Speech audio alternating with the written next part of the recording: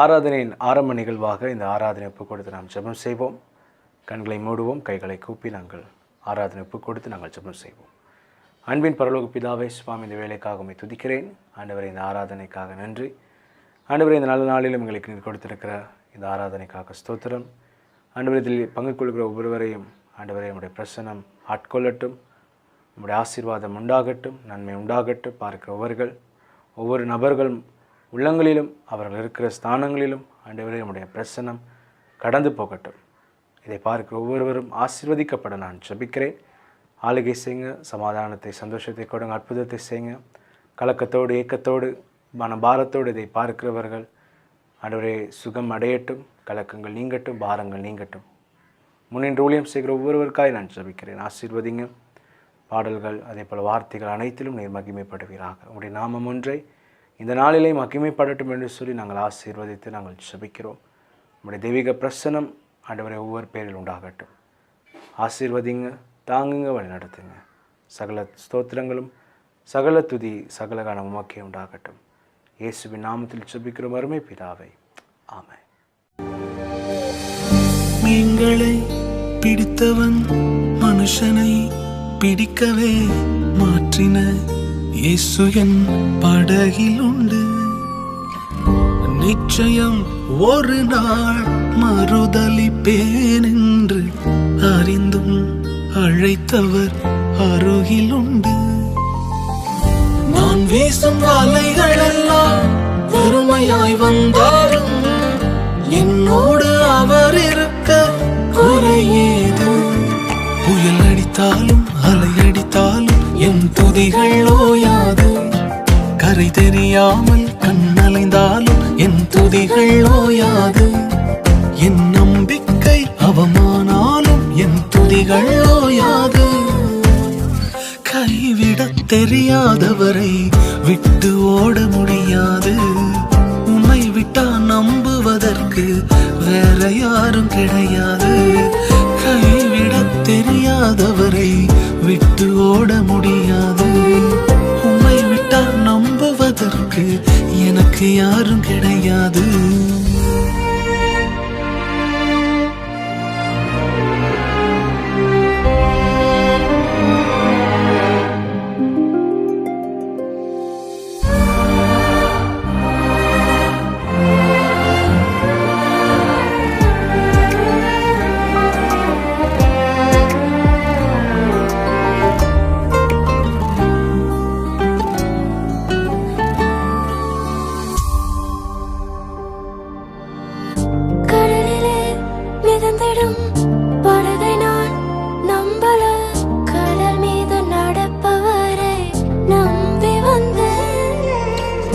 நீந்திட தெரிந்த மீனவனாயிருந்தும் நீர் வந்து கை தூக்க காத்திருந்து.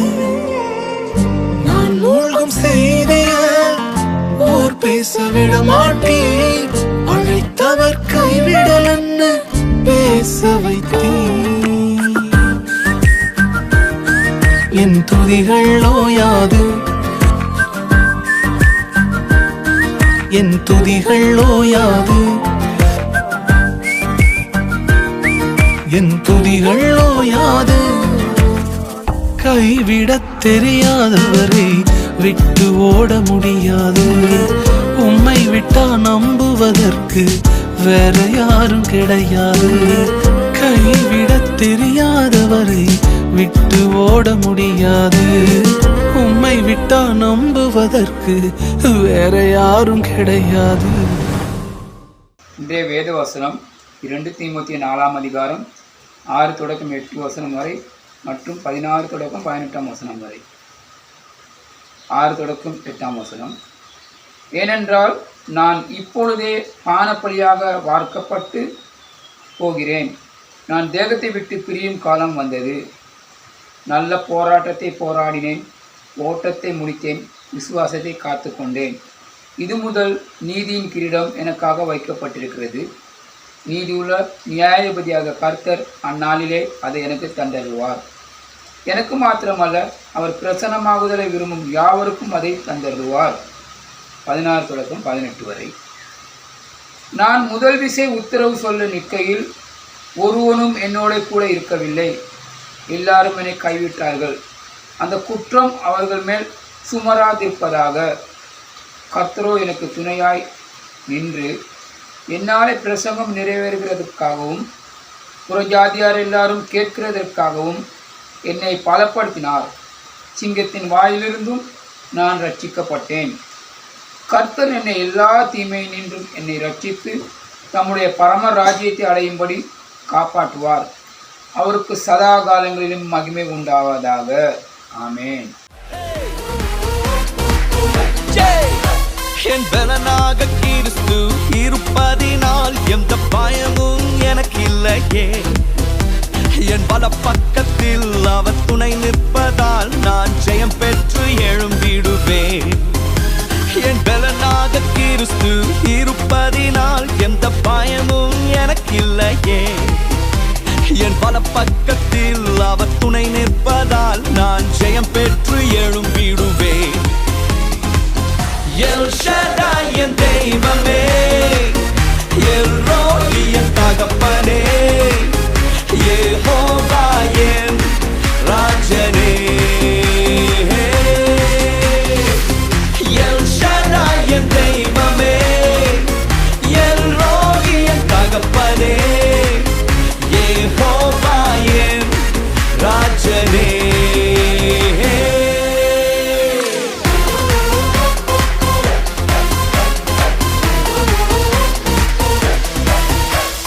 யெகோவா நிசியாய் எழுந்தருளி சத்துருவை துரத்தி வெற்றி தந்திரே. யெகோவா நிசியாய் எழுந்தருளி சத்துருவை துரத்தி வெற்றி தந்திரே. என் கண்ணீரின் பள்ளத்தாக்கில் கொண்டாட்டம் உண்டாக்கினீ. என் கண்ணீரின் பள்ளத்தாக்கில் கொண்டாட்டம் உண்டாக்கினீ. எல் ஷடாய் என் தெய்வமே, எல் ரோயி என் தகப்பனே, யெகோவா என் ராஜனே. எல் ஷடாய் என் தெய்வமே, எல் ரோயி என் தகப்பனே, யெகோவா என் ராஜனே.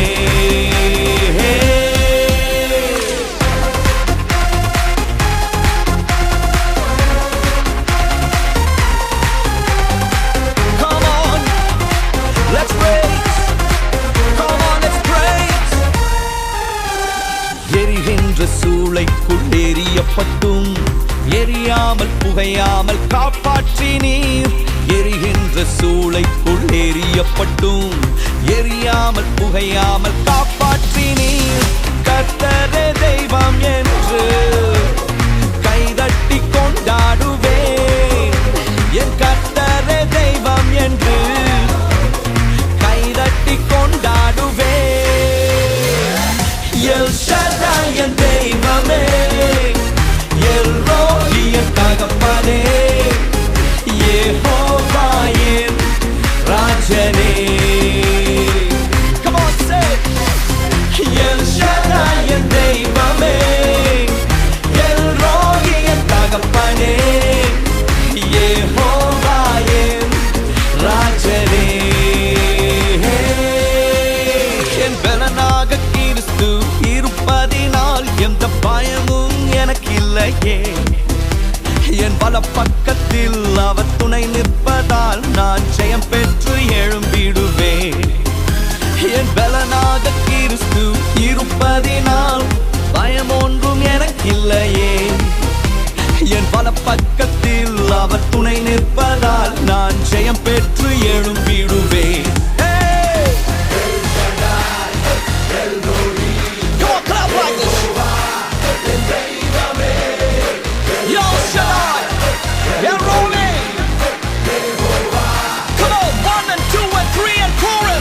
எல் ஷடாய் என் தெய்வமே, எல் ரோயி என் தகப்பனே, யெகோவா என் ராஜனே.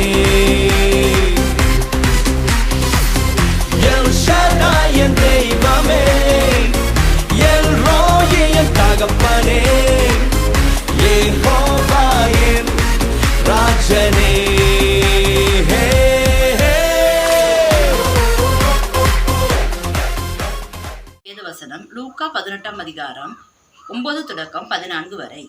அன்றியும் தங்களை நீதிமான்கள் என்று நம்பி மற்றவர்களை அற்பமாக எண்ணின சிலரை குறித்து அவர் ஒரு உவமையை சொன்னார். 2 மனுஷர் ஜெபம் பண்ணும்படி தேவாலயத்துக்கு போனார்கள். ஒருவன் பரிசேயன், மற்றவன் ஆயக்காரன். பரிசேயன் நின்று, தேவனே, நான் பரிகாரர், அநியாயக்காரர், விபச்சாரக்காரர் ஆகிய மற்ற மனுஷரைப் போலவும் இந்த ஆயக்காரனைப் போலவும் இராததனால் உம்மை ஸ்தோத்தரிக்கிறேன். வாரத்தில் 2 தரம் உபவாசிக்கிறேன். என் சம்பாத்தியத்தில் எல்லாம் தசமபாகம் செலுத்துகிறேன் என்று தனக்குள்ளே ஜெபம் பண்ணினான். ஆயக்காரன் தூரத்திலே நின்று தன் கண்களை வானத்துக்கு ஏறெடுத்து துணியாமல் தன் மார்பிலே அடித்துக்கொண்டு, தேவனே, பாவியாகிய என் மேல் கிருபையாயிரும் என்றான். அவன் அல்ல, இவனே நீதிமானாக்கப்பட்டவனாய் தன் வீட்டுக்கு திரும்பி போனான் என்று உங்களுக்கு சொல்லுகிறேன். ஏனெனில் தன்னை உயர்த்துகிறவனும் தாழ்த்தப்படுவான், தன்னை தாழ்த்துகிறவன் உயர்த்தப்படுவான் என்றார். ஆமென். இயேசுவின் நாமத்தில் உங்கள் அனைவரையும் வாழ்த்துகிறேன். இந்த வாரம் நற்செய்தி புத்தகத்திலிருந்து நாம் வாசிக்கின்ற வேத பகுதி லூக்கா எழுதின சுவிசேஷம் 18வது அதிகாரம் 9வது வசனம் முதல் 14வது வரையிலான வேத வசனங்கள். அவர் வாழ்ந்த காலத்து மக்களால் எளிதில் அடையாளம் கண்டு கொள்ளக்கூடிய அந்த சமூகத்தோடு தொடர்புடைய மற்றொரு உவமையை இங்கே இயேசு பேசுவதை நாங்கள் பார்க்கின்றோம். இது மிகவும் தனிப்பட்ட ஒரு விடயமாக இருந்தாலும் அவர் தமது காலத்திலே சுயநீதியை மட்டும் வெளிப்படுத்தி மாய்மாலமான வாழ்க்கை வாழ்ந்து வந்த மத தலைவர்களில் பலரை கடிந்து கொள்வதை நாங்கள் அவதானிக்கின்றோம். அதே நேரத்தில் பாவிகளாக கருதப்பட்டு வாழ்ந்தவர்களை அல்லது எந்த ஒரு மரியாதையும் கனமும் இல்லாமல் மதிப்பு குறைவாக அங்கே கவனிக்கப்பட்ட ஆயக்காரர்களை இயேசு அங்கே அணைப்பதை, அவர்களை ஊக்கப்படுத்துவதை நாங்கள் அநேக சம்பவங்களுக்கூடாக நாங்கள் பார்க்கின்றோம். சில மத தலைவர்களின் மாய்மாலத்தை அம்பலப்படுத்தும் அதே நேரம் பாவிகளாகிய மற்றவர்களுக்கு இருக்கும் நம்பிக்கை, எதிர்பார்ப்பை அங்கே ஊக்குவித்து இயேசு பல காரியங்களை பேசுவதை நாங்கள் பார்க்கின்றோம். எனவே உண்மையிலே அவர் இங்கு தட்டை புரட்டி அடுத்த பக்கம் போடுவதை போன்ற ஒரு சம்பவம் தான் நடக்கிறது. மதிப்புக்குரியவர்களாக இருந்தாலும் மத தலைவர்கள் மதிக்கப்படுவது இல்லை. ஆனால் பாவிகள் வெறுக்கப்பட மாட்டார்கள், மாறாக அவர்கள் தேவனால் ஏற்றுக்கொள்ளப்படுவார்கள் என்பதை இயேசு வலியுறுத்துகின்றார். இதை பற்றி கூறுவதற்குத்தான் இயேசு இந்த உவமையை பாவிக்கின்றார். ஏனென்றால் 9வது வசனம் கூறுகிறபடி, அன்றியும் தங்களை நீதிமான்கள் என்று நம்பி மற்றவர்களை அற்பமாய் எண்ணின சிலரை குறித்து அவர் ஒரு உவமை சொன்னார் என்பதாக இந்த உவமை தொடங்குகின்றது. அல்லது அவ்வாறு கூறியதன் பின்பதாக இயேசு இந்த உவமையை அங்கே சொல்ல தொடங்குகிறார். தாங்கள் எவ்வளவு ஆவிக்குரியவர்களாக, சமயப்பற்றுள்ளவர்களாக, நீதிமான்கள் மற்றும் ஒழுக்கமுள்ளவர்கள் என்பதை பற்றி சிலர் பெருமை பாராட்டி கொண்டிருந்தார்கள். அதே நேரத்திலே அவர்கள் மற்ற அனைவரையும் இழிவாக பார்த்து வந்தார்கள். அவர்கள் தங்களை மற்றவர்களுடன் ஒப்பிட்டு பார்த்து தங்களை பற்றி பெருமையாக உணர்ந்தார்கள். ஏனென்றால் தாங்கள் மற்றவர்களைப் போல இல்லை என்பதை நினைத்து பெருமைப்பட்டு கொண்டிருந்தார்கள். அதனால் தான் இயேசு இந்த உவமை அவர்களுக்கு சொன்னார். 2 பேர் ஜெபிப்பதற்காக தேவாலயத்துக்கு போனார்கள் என்று இயேசு இந்த உவமையை சொல்ல தொடங்குகிறார். ஒருவன் பரிசேயன், மற்றவன் ஆயக்காரன். பரிசேயன் தனியாக நின்றான். இது ஒரு சுவாரஸ்யமான ஒரு காரியம். பாருங்கள், அவன் தனியாக இருக்கின்றான். இதை நன்றாக கவனியுங்கள். சுய நீதிமான்களை சுற்றி யாரும் இருக்க விரும்புவதில்லை. அதே போல சுய நீதிமான்கள் தங்களை எப்போதும் மற்றவர்களை விட உயர்வானவர்களாக எண்ணி மற்றவர்களிடத்திலிருந்து தங்களை எப்பொழுதும் தூரப்படுத்திக் கொள்வார்கள். அந்த பரிசேயன் தூரத்திலே அவன் தனிமையாக நின்று, தேவனே, நான் பரிகாரர், அநியாயக்காரர், விபச்சாரக்காரர் ஆகிய மற்ற மனுஷரைப் போலவோ இந்த ஆயக்காரனைப் போலவோ இல்லாததினாலே உம்மை ஸ்தோத்தரிக்கிறேன் என்று அவன் தன்னுடைய ஜெபத்தை ஜெபித்தான். மேலும் அவன் சொல்லுகிறான், வாரத்தில் 2 தரம் உபவாசிக்கிறேன், என் சம்பாத்தியங்கள் எல்லாம் நான் தசமபாகம் செலுத்தி வருகிறேன் என்று அவன் தனக்குள்ளே பெருமையான ஒரு ஜெபத்தை செய்கிறான். எனவே அவன் தன்னை மிகவும் வெளிப்புறமாக ஒப்பிட்டு பார்க்கிறான். அதாவது அவன் மற்ற அனைவரையும் வெளிப்புறமாக பார்த்து அவர்களுடைய வெளிப்பிரகாரமான கிரியைகளோடு தனது கிரியை ஒப்பிட்டு அவர்களைப் போல் அல்லாமல் இருப்பதை குறித்து அவன் மகிழ்ச்சி அடைவதோடு அதை அவன் பெருமையாக எண்ணி அவன் தன்னை பாராட்டி கொண்டிருக்கின்றான். அதே நேரத்தில் அந்த ஆயக்காரன் அவன் தூரத்திலே நிற்கிறான். பரிசேயனைப் போல பெருமையில் எல்லோரிடமிருந்து தன்னை வேறுபடுத்தி கொண்டு தனிமையாக அவன் இருக்கவில்லை. ஆனால் அவன் அங்கே தேவாலயத்துக்கு சற்று தூரமாக நின்று கொண்டிருந்தான். அவன் சற்று தூரமாக இருக்க காரணம் மக்களிடத்திலிருந்து தன்னை வேறுபடுத்தி கொள்ள வேண்டும் என்ற நோக்கத்தோடு அல்ல. மாறாக அவனுக்கு தேவனண்டைக்கு வர தகுதி இல்லை அல்லது தான் பாத்திரவான் இல்லை என்று அவன் தனக்குள்ளே எண்ணினபடினாலே அவன் அங்கே சற்று தூரத்திலே அவன் நின்று அவன் தன் கண்களை வானத்துக்கு ஏறெடுக்க கூட அவன் துணியாதவனாக தன் மார்பிலே அடித்து கொண்டு, தேவனே, பாவியாகி என்மேல் கிருபையாயிரும் என்று அவன் ஜெபிக்கிறான். இது பரிசேயனுடைய அந்த ஜெபத்தை விட மிகவும் வித்தியாசமான ஒரு ஜெபமாக காணப்பட்டது. இந்த ஆயக்காரன் தன்னை மற்ற அனைவருடன் ஒப்பிட்டு பார்த்து, நான் யார் என்று எனக்கு தெரியும் என்று அவன் தன் நிலையை உணர்ந்தவனாய், ஆண்டவரே, நான் உமது முன்னிலையில் இருக்க தகுதியே இல்லாதவன் என்று அவன் தன் நிலையை உணர்ந்து, ஆனாலும் என்மேல் கிருபையாயிரும் என்று அவருடைய கிருபையை முன்னிட்டு ஜெபிப்பதை நாங்கள் பார்க்கிறோம். பரிசேயரின் ஜெபத்தில் இரக்கத்துக்கான வேண்டுதலே கிடையாது. அதை நன்றாக கவனியுங்கள். மாறாக அவன் எல்லாரையும் போல நான் இல்லை என்று கூறுவது வெறும் அந்த பெருமையை மாத்திரமே அங்கே பிரதிபலிக்கிறது. அவன் ஏற்கனவே தன்னை நீதிமான் என்று அறிவித்து விட்டதால் தனக்கு கிருபை தேவை என்பதை அவன் ஒருபோது நினைக்கவில்லை. ஆனால் அந்த பரிசேயன் தான் நீதிமான் இல்லை என்பதை அங்கே அவன் அறிந்திருந்தான். எனவே கர்த்தருடைய அந்த ஆயக்காரன் தான் நீதிமான் இல்லை என்பதை அவன் அறிந்திருந்தான். ஆகவே கர்த்தருடைய இரக்கம் அவனுக்கு தேவைப்பட்டது. ஆகவே தான் அவன் என்மேல் கிருபையா இரும் என்று கேட்டான். அந்த பரிசேயனை விட தேவனுக்கு முன்பாக நீதிமானாக்கப்பட்டு வீட்டுக்கு அனுப்பப்பட்டவன் அந்த ஆயக்காரன் தான். நான் உங்களுக்கு சொல்லுகிறேன், பரிசேயன் தேவனுக்கு முன்பாக தன்னை நியாயப்படுத்தினான். ஆனால் இந்த பாவி தன்னை நியாயப்படுத்தாமல் கர்த்தருக்கு முன்பாக அவன் நின்றபடியினால் அவன் தேவனாலே நீதிமானாக்கப்பட்டு அனுப்பப்பட்டான். ஏனென்றால் அவன் இரக்கத்தை அல்லது கிருபை அவன் கேட்டான். அந்த கிருபை அவனுக்கு கிடைத்தது. மேலும் இயேசு சொன்னார், தன்னை உயர்த்துகிறவர்கள் எல்லாரும் தாழ்த்தப்படுவார்கள், தன்னை தாழ்த்துகிறவர்களோ உயர்த்தப்படுவார்கள். நாம் தேவனிடத்தில் நெருக்கமாய் வராமல் ஒரு தூரத்தை வைத்திருக்க வேண்டும் என்பதை அல்ல இயேசு இங்கே கற்றுக் கொடுக்கிறார். மாறாக தேவனுடைய பிரசன்னத்தில் வருவதற்காக நமக்கு ஒரு அணுகுமுறை இருக்கிறது. அது இப்படித்தான் இருக்க வேண்டும் என்பதை கற்றுக் கொடுப்பதற்காகவே இந்த உவமையை இயேசு பகிர்ந்து கொண்டார். நாம் தேவனுக்கு சற்று தூரத்தில் இருக்க வேண்டும் என்று இயேசு சொல்லவில்லை. அதோடு நாம் தகுதியற்றவர்கள் என்ற அர்த்தத்தையும் இயேசு சொல்ல வரவில்லை. ஆனால் உண்மையான சம்பவம் என்னவென்றால், நாம் ஒரு வகையில் தகுதியற்றவர்கள் தான்.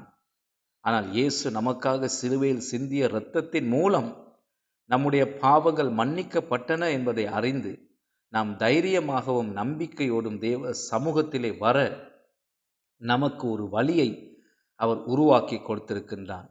நாம் தகுதியானவர்கள் என்பதனால் அல்ல, அவர் நீதிமானாக இருப்பதால் நாம் நீதிமான்களாக்கப்பட்டிருக்கிறோம்.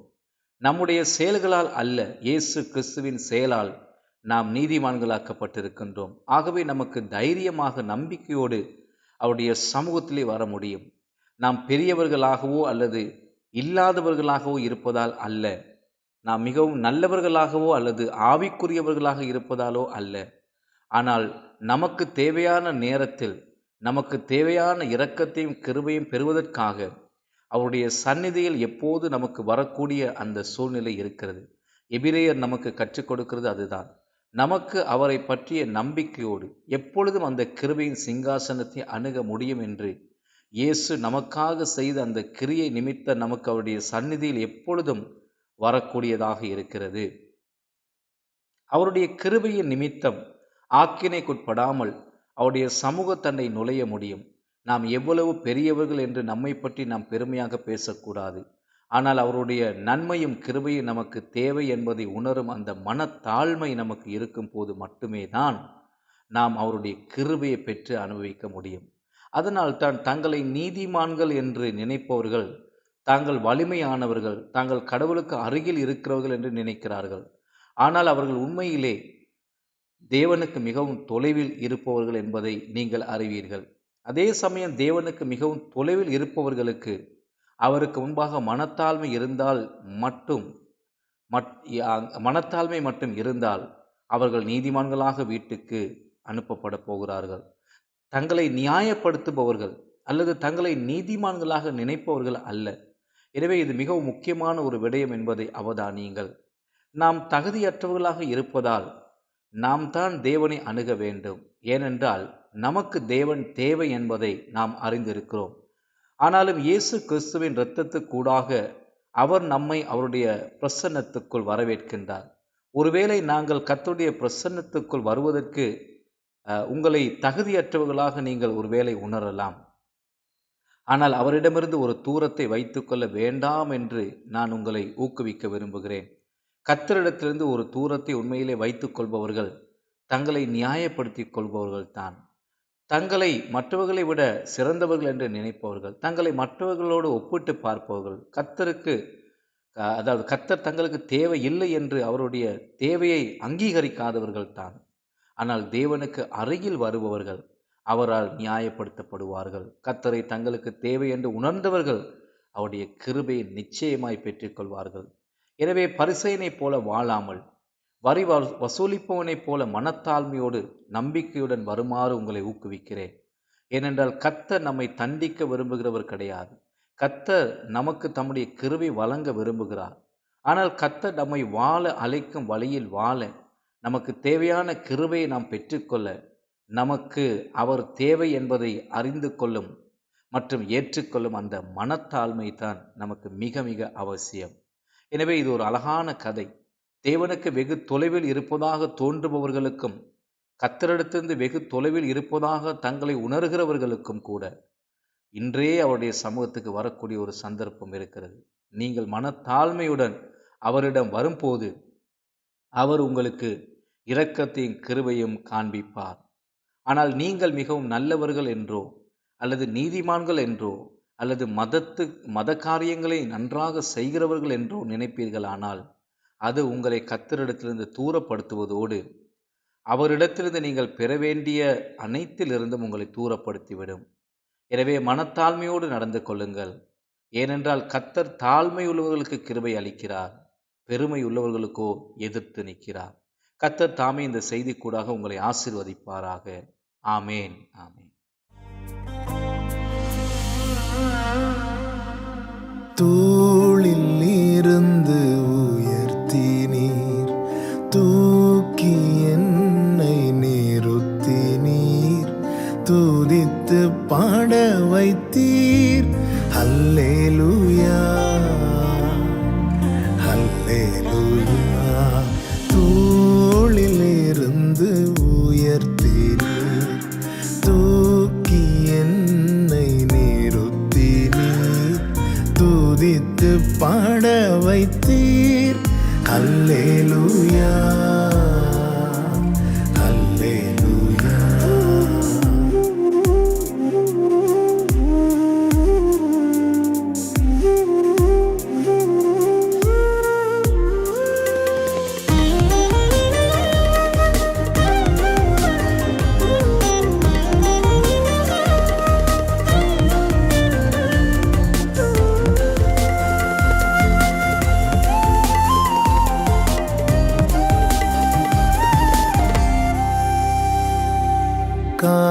காலைதோறும் தவறாமல் கிருபை கிடைக்க செய்கின்றீர். நாள் முழுதும் மறவாமல் நன்மை தொடர செய்கின்றீர். காலைதோறும் தவறாமல் கிருபை கிடைக்க செய்கின்றீர். நாள் முழுதும் மறவாமல் நன்மை தொடர செய்கின்றீர். தடைகளை தகர்ப்பவரே, தயவை காண செய்தீரே. தடைகளை தகர்ப்பவரே, உம் தயவை காண செய்தீரே. தூளில் இருந்து உயர்த்தினீர், தூக்கி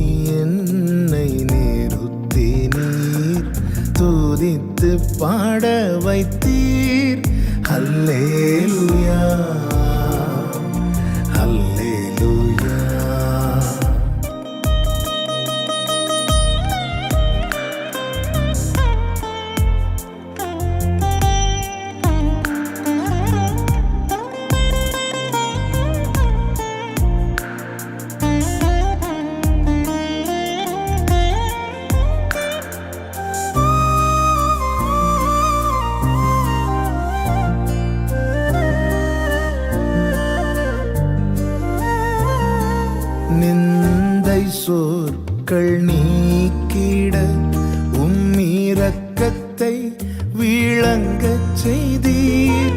நிந்தித்தோரின் கண்கள் முன்னே நினைத்தீரா அற்புதம் செய்தீர். நிந்தை சொற்கள் நீக்கிட இரக்கத்தை விளங்கச் செய்தீர். நிந்தித்தோரின் கண்கள் முன்னே நினைத்தீரா அற்புதம் செய்தீர். நித்தியரே நிரந்தரமே நீதியால் நிறைந்தவரே. நித்தியரே நிரந்தரமே நீதியால் நிறைந்தவரே. தோளில் இருந்து உயர்த்தினீர், தூக்கி என்னை நிறுத்தினீர், துதித்து பாட வைத்தீர். அல்லேலூயா அல்லேலூயா. தோளில் இருந்து உயர்த்தினீர், தூக்கி என்னை நிறுத்தினீர், துதித்து பாட வைத்தீர். அல்லேலூயா அல்லேலூயா. நாங்கள் ஜெபம் செய்வோம். எங்களை நேசிக்கிற அன்பின் நல்ல பரலோக பிதாவே, அப்பா கொடுத்த இந்த நேரத்துக்காக நன்றி என்று சொல்லுகிறோம் ஆண்டவரே. இம்மட்டும் கர்த்தாவே ஆண்டவரே, இந்த ஆராதனை வார்த்தை பகுதிகளை ஆண்டவரை பார்த்த ஒவ்வொருவருக்காக ஜெபம் செய்கிறோம் ஆண்டவரே. அப்பா அவர்கள் அந்த காரியங்களிலே ஆண்டவரை தெய்வ பிரசன்னத்தையும் தெய்வ மகிமையும் உணர்ந்து கொண்டதுக்காக நன்றி ஏசப்பா. தொடர்ந்தும் ஆண்டவரே கர்த்தர் தாம் உம்முடைய பிள்ளைகளை ஆசீர்வதிங்க, ஆளுகை செய்ங்க. உம்முடைய வார்த்தையின் பிரகாரம் அவர்களை நடத்தும்படியாக ஆண்டவரை சகல வாக்குத்தத்தங்களையும் ஆண்டவர் அவர்களுக்கு நீங்கள் சுதந்திரிக்க கொடுத்த கிருபைக்காக ஸ்தோத்திரம். அதன்படி கர்த்தர் தாமே ஆண்டவர்களை இடம் கொள்ளாமல் போகும் மட்டும் ஆசீர்வதிக்கும்படிக்கு ஜெபிக்கிறேன். பலவீனமாக இருக்கிற ஒவ்வொரு பிள்ளைகளையும் ஆண்டவரை அப்பா உம்முடைய ஆண்டவரை வல்லமையான ஆண்டவரை அப்பா தழும்புள்ள கரங்களை உங்கள் பிள்ளைகள் மீது வைத்து ஆண்டவரை தொட்டு சுகப்படுத்தும்படியாக ஜெபிக்கிறோம் அப்பா. ஆண்டவரை இந்த வருகிற வாரம் முழுவதும் அவர்களுக்கு ஆசீர்வாதமான ஒரு நாட்களாக அமையும்படியாக ஜெபிக்கிறோம். கையிட்டு செய்கிற எல்லா பிரயாசங்களும் ஆண்டவரை நீங்கள் ஆசீர்வதிங்க, ஆளுகை செய்யுங்கப்பா. உங்கள் இரத்த கோட்டைக்குள்ளாய் ஒவ்வொருவரையும் மூடிக்கொள்ளுங்க. யார் யார் இதை பார்க்கிறாங்களோ உங்கள் நாமத்தை அறியாத ஒவ்வொரு பிள்ளைகளும் ஆண்டவரை உங்கள் நாமத்தை அறிந்து கொள்ளத்தக்கதாக ஜெபிக்கிறேன். ஜீவனுள்ள தேவனாயிருக்கிற இயேசு கிறிஸ்துவை அப்பா ஆண்டவர் அவர்கள் அறிந்து கொள்ளத்தக்கதாக ஜெபிக்கிறேன். ஆண்டவரை உங்கள் திருக்கரத்தில் எல்லாவற்றையும் ஒப்புக்கொடுத்து நசரேயனாகிய இயேசுவின் நாமத்தினாலேயே ஜெபம் வேண்டி நிற்கிறேன் ஜீவனுள்ள நல்ல பிதாவே, ஆமென். தேவனுடைய இரக்கமுள்ள கிருபைக்கும் பராமரிப்புக்கும் உங்களை ஒப்புவிக்கிறோம். பிதா, குமாரன், பரிசுத்த ஆவியாகிய சர்வ வல்லமை பொருந்தின கடவுளுடைய ஆசீர்வாதம் உங்களுக்குள்ளே இருந்து எப்பொழுதும் உங்களோடு நிலைத்திருக்க கடவுது. ஆமேன்.